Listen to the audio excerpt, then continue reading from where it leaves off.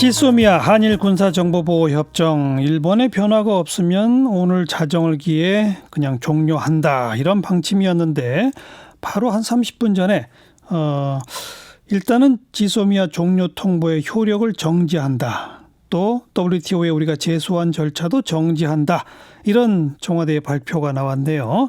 어떤 내용인지 정리해 봅니다. 국가안보전략연구원 조성열 박사, 안녕하세요. 예, 안녕하세요. 네. 어떻게 한다는 겁니까? 그러니까. 예, 지금 지소미아 종료 효력을 올 연말까지 12월 31일까지 조건부로 연기한다는 것이고요. 예. 그리고 WTO 제소 절차를 중단한다는 것인데 결국은 이것은 이제 일본의 조치에 상응한 것이라고 볼 수 있습니다. 근데 일본이 이제 우리에게 가하고 있는 수출 규제에 대한 이런 협의를 해서 궁극적으로는 이제 화이트리스트가 포함되어 있었던 그 원상으로 돌리려고 하는 게 목적이라고 볼 수 있습니다. 예. 아니 근데 그런 원상으로 돌리는 조치가 있기 전에는 그냥 종료한다고 했었잖아요. 예, 그렇습니다. 그런데 지금 원상으로 돌리는 조치는 아직 없는 거 아닙니까? 그러니까 일본 이제 경산성도 같은 시간에 발표한 걸로 알고 있는데요. 아, 일본은 뭐라고 발표했어요?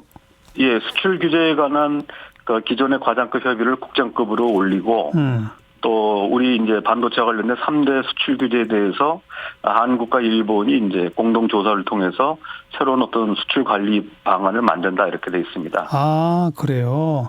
그러니까 일본의 발표는 양국 정부 간 협의와 함께 수출 규제 대상 품목에 대해서 공동 조사를 해서 진짜 문제가 있는지 없는지 확인해 본다라고 하는, 즉 논의 개시에 대한 발표로군요.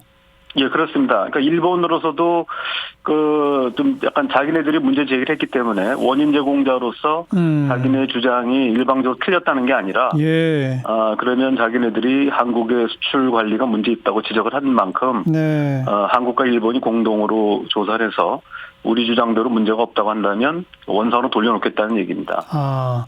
일본 시한을 이제 그냥 한 것은 아니고 올 12월 31일로 해서 약 40일 정도 못을 박은 겁니다. 네.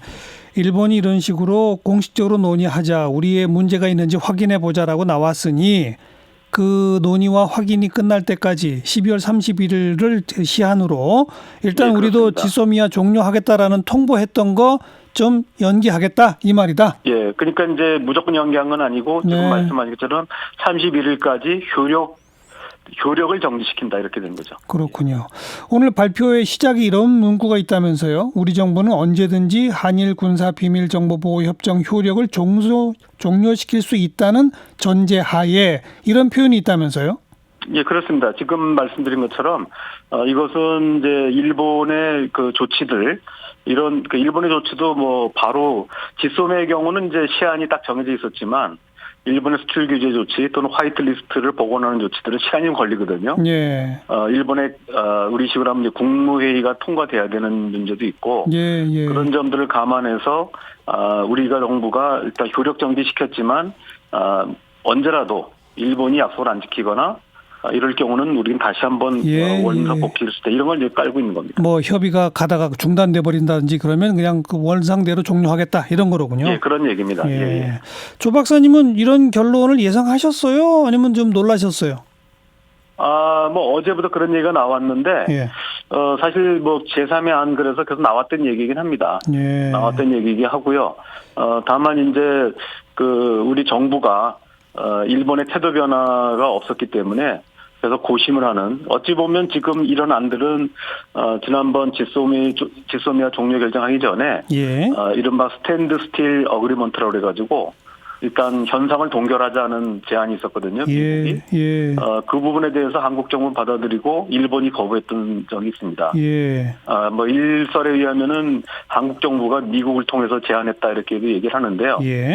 이런 부분들이 이제 지금 지소미아 종료를 앞두고 관철된 것이 아닌가, 이렇게 생각합니다. 네, 우리 정부로서는 미국이 공식적으로 여러 압박을 한 것도 아무래도 영향을 받았겠죠. 예, 그러니까 크게 보면은 미국의 뭐 외교적 압력이 큰 작용을 했다고 볼 수 있고요. 그러나 우리로서는 또 명분과 체면이 있었기 때문에 일본의 대응을 계속 촉구했고, 결과적으로 물밑 접촉을 통해서 한일 간뿐만 아니라 미국이 한국과 일본 사이에 좀 적극적인 중재 역할을 한 것 같습니다. 네. 이런 부분들이 이제 돼서 시간을 맞춰가지고 같은 시간에 동시에 발표하기로 한 것으로 보입니다. 네. 여기까지는 됐는데 문제는 이제 국장급 협의나 공동조사를 통해서 뭔가 서로 만족할 만한 결론이 나와야 되잖아요. 그건 어떻게 생각하세요? 전망하세요? 지금 이제 이와 관련돼서 이제 패키지들 얘기가 나오고 있거든요.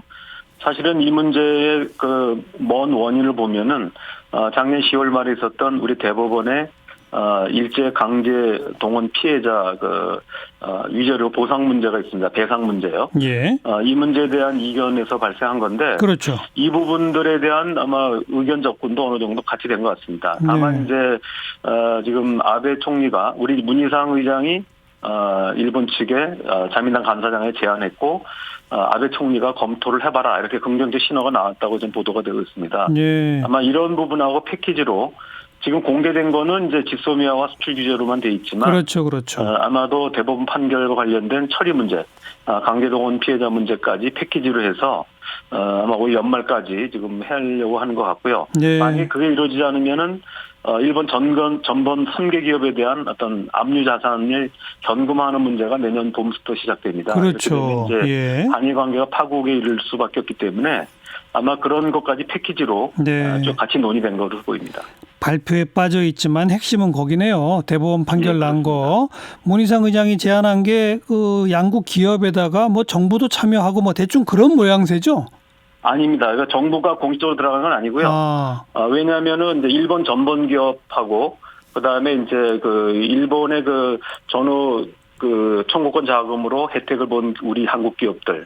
그러니까 1+1란이라고 하는데요. 이게 기본적으로 제출하고 여기 한국 정부는 이제 별도로 기금을 내는 방안입니다. 만약에 한국 정부가 공식 참여하게 되면은 대법원 판결을 우리 정부가 부인하는 꼴이 되거든요. 그러네요. 네. 그래서 정부는 공식 참여하는 건 아니고요.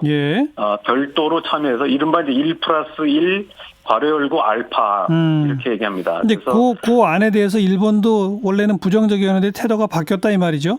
예, 그렇습니다. 일본이 그동안에는 이제 주장했던 것이 그걸 부인하고 1+1+ 알파, 그러니까 공식적으로 한국 정부가 들어오길 요구했었습니다. 근데 이거는 또 한국 정부가 거부했었고요. 여기서 한국 정부가 도는 대대 비공식 참여하는, 그러니까 과거 이제 위안부 문제에서 일본 무라야마 정부에서 얘기했던 아시아 여성기금 같이 도는 내대 정부가 공식 참여하지 않는 이런 타협안인데 아직 그게 확정된 것 같지는 않고요.